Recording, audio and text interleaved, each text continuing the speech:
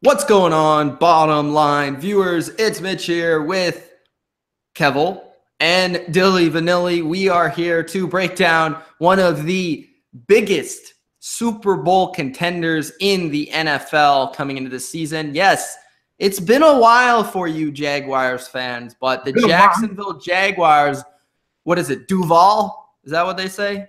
Mm-hmm. Yeah. Duval. They're back and they're ready to roll, and they're bringing a fierce defense.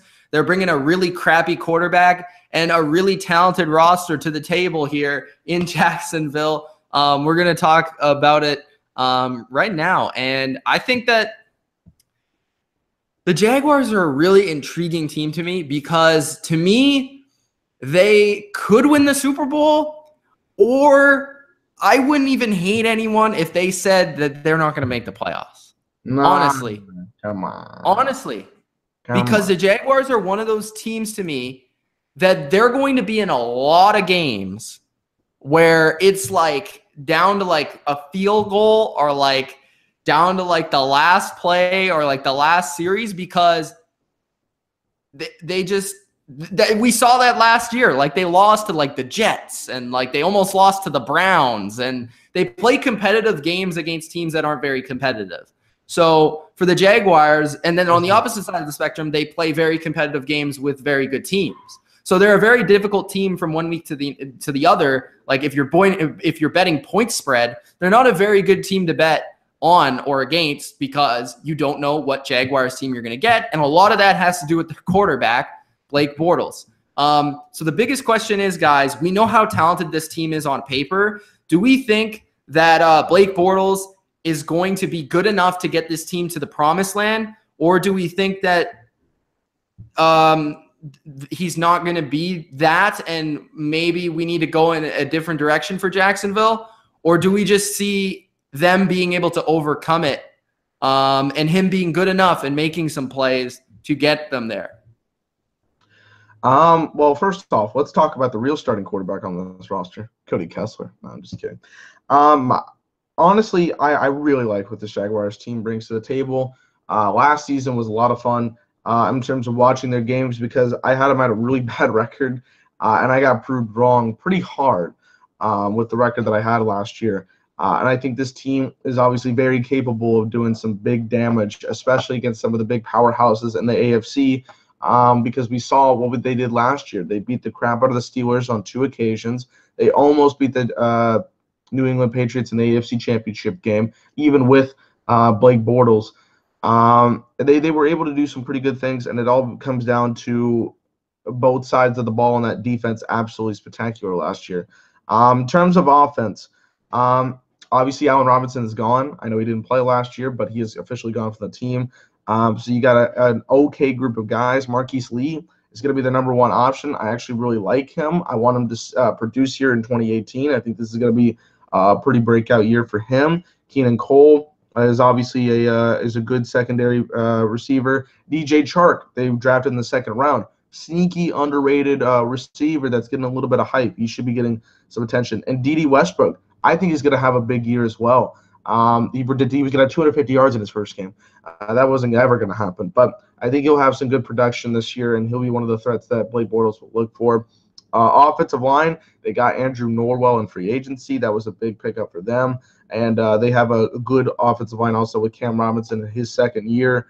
Tight end situation, Austin Safarian Jenkins is their tight end, decent tight end that's going to do what needs to be done. Again, I'll get back to the quarterback and running back in a second. Defensively, they're absolutely spectacular. Ngakoue is your left defensive end. Malik Jackson at D tackle, obviously great. Calais Campbell had his hat thrown in there for Defensive Player of the Year. I actually threw it in there for myself. Telvin Smith, Miles Jack, Jalen Ramsey, and A.J. Bouye as your cornerback situation. Probably the best 1-2 punch in the league. Absolutely great defense that you got here. And they dominated in 2017. I actually expect them to do the same. I feel like the Vikings defense is going to take a little step back, but I think the Jaguars defense is going to keep on rolling. That's my difference for me. quarterback and running back situation, Leonard Fournette is awesome. He did great in his rookie season. He did miss a couple of games, including that one game suspension, but I do want to see a year or two where he absolutely goes off and shows that he is close to a top 5 running back in this game. He should do that in 2018. I think he will. Blake Bortles, always a question, always a controversy here on this channel, whether if he's good or he's not. Is he going to be anything what the Jaguars want? I personally wanted them to draft a quarterback in the 2nd or 3rd round to give him a little bit of pressure, saying, hey, you can get this contract for 2 or 3 seasons, but if you do not produce, we're going to have to go into another direction without you. They did not do that. Of course, they got Cody Kessler, who is basically not going to push the envelope for him. He's a quarterback that in certain situations, in certain games last year, actually did produce pretty well and made some good throws. But then other times, like for example, the game against the Seahawks, he actually played really well against the Seahawks and did well against that defense. But then we saw in the wild card game against the Bills, it was shit. It was a shitstorm. So what Blake Bortles are you going to get from week to week? I think that is the bigger question going forward. But I actually have him at 13-3 and number 1 seed in the AFC. I think this team is going to be very consistent. It's all about the play of Blake Bortles, but their defense obviously showed out in 2017. I think they're going to do some really big damage again. The receivers, I think, are quite underrated, and I think this team is going to be looking forward to a really great year in 2018. So 13-3, number 1 seed in the AFC. Yeah, it's hard not to admire what the Jacksonville Jaguars have done. I think last year their defense was 2nd, 16.8 a game. There is a lot of talent up there, especially the front 7. You got especially the linebacking crew of Telvin Smith, Miles Jack, Leon Jacobs. They've drafted really well the last few years. And, yeah, a pretty solid team specifically defensively, really well coached. So I do want to bring up a couple of things here. I do agree with you, Dylan, about their offense. I think that their receiving core is really underrated, and their offensive line is really underrated. I think Cole and Westbrook will be great. Marquise Lee, although he led the league in drops last year, I think he's still a really solid receiver. And, of course, you got a pretty dominant running back in Leonard Fournette if he's healthy. And I think the signing of Austin Seferian-Jenkins is not a terrible signing. I think he will help as well.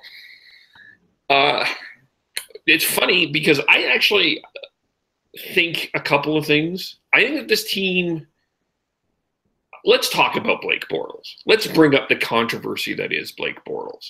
I understand that you two are not big fans of Blake Bortles, and I'm not saying that I am the biggest fan of Blake Bortles, but I do think this year we're going to see some people talking better about Blake Bortles, not the 932nd best quarterback in the league or anything like that. Like, you look at some of his stats, red zone passing last year, 32 of 60, 250 yards, 18 TDs, no interceptions. That was actually 6th in the league. Threw for 300 yards against the Pittsburgh Steelers. There are times that, yeah, you talked about the game against the Seahawks. He plays really well. So, you know, actually, I think the way he throws the football looks a little awkward, but he seems to get the job done. So I think we're going to be having a bit of a better conversation, hopefully, this year about Blake Bortles. And I actually do think that the offense is going to be – they were 5th in the league in points scored last year. I think that they're going to be better, and I think it's the defense a little bit that is going to take a step back. If you look at the other 2 playoff games, specifically against when they played the Pittsburgh Steelers and the New England Patriots, they blew a lead in both of those games. And Ben Roethlisberger threw for 5 touchdowns against them. There was times near the end of the year that you could see that you could throw the deep ball on the Jacksonville Jaguars. And one of the things that I will be curious about is how they scheme to adjust that and how teams offensively adjust to that. I would argue that the Jaguars defense, though, after their first season could get stronger because of chemistry, continuity, understanding what those teams did in the playoffs and then changing their defense to compensate. Because I think we often talk about offenses and what they can do to scheme against defenses, but sometimes we don't talk about what the defense can do to help understand, okay, Shanahan and the 49ers did this, that, and this, and we're going to change our defense because that exposed our defense. And now next time we play this sort of team, we're going to know what they're going to do, and we can stop it. So I feel like it could go either way, but I lean towards the Jaguars' way because they have all that talent. Well, if it's going to be a drop, it's not going to be. I'm not dropping them into the pits of obviously, they were Jacksonville last year, and they had like a ton of touchdowns. So they're obviously going to fall in some departments, but they could rise in others. Yeah. But I do think their offense is going to be better this year. I have them at 13-3. I have them as the number 1 seed. But I am ultimately concerned, though, with my question about the Jaguars is going to be the path that they're going to have to face in the playoffs includes Brady, Rivers, Roethlisberger, and in my world, Mahomes. So they are going to be facing the top flight. Mahomes isn't a top flight, but certainly Brady, Rivers, and Roethlisberger are in your top flight of quarterbacks. That's what's going to be interesting. I don't know if I have them winning the AFC. I think that this is one of those teams that could be upset in the first round. I actually think that that's going to happen. But anyway, in my world, but I do have them 13-3, number 1 in the AFC. Jacksonville. My favorite team that I also hate. So the Jaguars. Doug Marrone, I think, did a solid job as the head coach last year. We'll see what happens in year number 2. I don't think he's like a great like X's and O's guy, but he kind of, him along with Tom Coughlin, kind of brought in this style of football and this way of operations that I think works for the Jaguars, and I think really brought them back to a good team and brought them into the conversation as this contender. Nathaniel Hackett, I think, is arguably the most underrated offensive coach in the league. We saw what he did in the playoffs last year, had an awesome game plan against the Steelers, had a great game plan against the Patriots, although they fell short. And I would argue that Kevole brought up that the defense sort of collapsed in those games. I would argue that I agree in the Steelers game, the Jaguars defense kind of left the foot off the gas pedal, but they were the reason they were up in that game to start with. And then second of all, the Patriots game, I would argue that the offense is what kind of derailed in the second half. They were really good in the first half, and then the Patriots kind of figured out some things. Then they started to stop the Jags, and the Jags defense was under all this duress. And they even made that strip fumble play with like 2 minutes left from Telvin Smith, and the Patriots were still able to come back. So I don't know if it was 2 minutes left, but that's the way I remember it. So for the Jags, I think the offensive line, like you guys said, really underrated. Andrew Norwell's only going to add to that, and that's going to add to their power run game, their ability to run these play action plays, hit their running backs out of the backfield, hit their fullback. I think Austin Seferian-Jenkins helps that as well, as along with Niles Paul. I think both those guys will be an upgrade at tight end because they're a little bit quicker. They're a little bit more of a receiver type than a Mercedes Lewis, who was really their primary tight end last year. Maybe they'll miss Lewis a little bit in the run blocking game, but I think they already have that sort of covered. And I think ASJ gives them another weapon that they can use in the red zone. If these receivers were in a more prominent passing game, I believe that these receivers would be in the elite conversation. Like we did our wide receiver core rankings a little bit earlier this offseason, and it was tough to put the Jaguars in position in one of the elite categories because we haven't really seen them put up the numbers. But then on the other side of things, we see the talent on the field. So it's tough to say with the Jaguars receivers. Leonard Fournette, as Kev brought up, is a beast. I think Corey Grant should get a little bit more of the ball this year because he's just electric every time he catches it, especially like in the screen game or getting him outside. TJ Yeldon can replace Fournette at times. Like they won games even without Fournette last year. A lot of that has to do with the defense. Yannick Ngakoue is a young stud. Calais Campbell was a Defensive Player of the Year candidate last year. Their defensive line is so deep, it's ridiculous. They drafted Taven Bryan, and he's like the 5th D tackle on the team. Malik Jackson, Avery Jones, Marcel Darius, Dante Fowler can rush the passer. Dwayne Smoot can rush the passer. So even if this defensive line sustains injuries, they'll still be able to get after the quarterback. And linebacker depth-wise is a tad bit of a concern, but that's only because we don't know about these players. We don't know if they're good. Like, we don't know if Blair Brown is great or Donald Payne or, you know, these guys. We don't know if they're great because Miles Jack and Telvin Smith play like every play. And I think Miles Jack and Telvin Smith, I think, should be in the conversation for the best linebacker duo in the league. With the Panthers, with the Seahawks, just what they can do for this defense is amazing. And then you go to the secondary, and we talked about the corners are awesome. I'm kind of interested to see who steps up as the third corner. I actually think that's probably the biggest weakness on this team because we don't really know who it is yet. Safety is deep. They drafted Ronnie Harrison. They really have not a lot of holes. You're kind of nitpicking.